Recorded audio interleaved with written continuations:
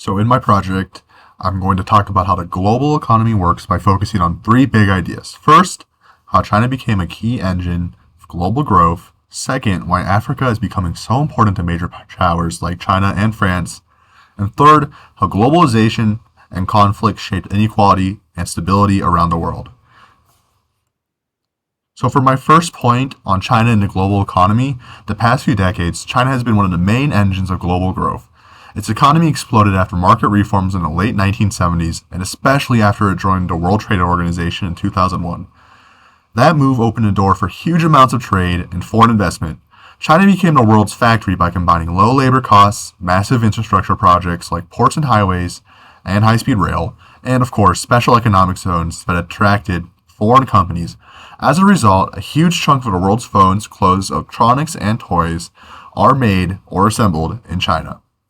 The United States and other countries have benefited from this. Consumers got cheaper products, companies cut costs by using Chinese factories, and many businesses made big profits selling to China's growing middle class. But there are downsides. The U.S. runs large trade deficit with China and accuses China of unfair trade practices like heavy government subsidies and weak protection of intellectual property. This tension led to tariffs and the current trade war ongoing. And it raised a bigger question as well. How do we balance the benefits of global trade with the need for fair rules? On to my second point now. So my second big idea is Africa's growing importance. Countries like China and France are paying more attention to Africa because of three main things: resource markets and people. Resources, markets, and people. Africa has huge natural resources such as oil, minerals, rare earth metals, and land. These are essential for everything from smartphones and electric cars to food production. It's also a fast-growing market. As cities expand and incomes slowly rise, more people are buying phones, cars, and services. On top of that, Africa has one of the youngest populations in the world. That means the future workforce that could power global manufacturing, services, and technology if education and infrastructure improve. China invests in African roads, ports, and railways, and sometimes big projects linked to its Belt and Road Initiative. France and other European countries also invest to keep economic and political influence. For Africa, this attention can be an opportunity: more jobs, better infrastructure, and more trade. But it can also be risky if deals create debt, dependency, or one-sided relationships. If African countries can negotiate fairly, improve governance, and invest in their own people, the continent could become one of the main drivers of global growth in the 21st century. And the third point is about how globalization and conflict affect the global economy and people's lives.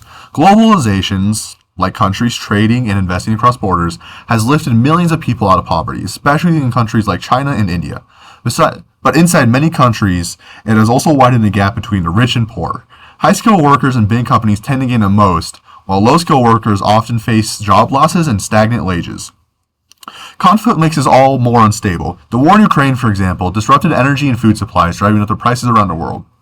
Tensions between the U.S. and China, whether over trade, technology, or security, also create uncertainty. If those tensions ever turn into a more serious conflict, it could break global supply chains and split the world into competing economic blocks and slow growth everywhere. Institutions like the World Trade Organization are supposed to provide rules and a place to solve trade disputes peacefully. Groups like BRICS, which include major emerging economies, are trying to give developing countries more of a voice in the global systems. The big question is whether these institutions can adapt fast enough to handle new kinds of tension and keep trade relatively fair and stable. So to conclude, we've looked at three big points: how China has become a central driver of global trade and growth, why Africa is becoming a key player in the world, and how globalization and conflict together shape inequality and stability. The global economy isn't just about numbers. It's about power, resources, and people's lives. Understanding these connections can help us see why events in one part of the world, like a trade dispute or war, can affect the prices, jobs, and opportunities everywhere.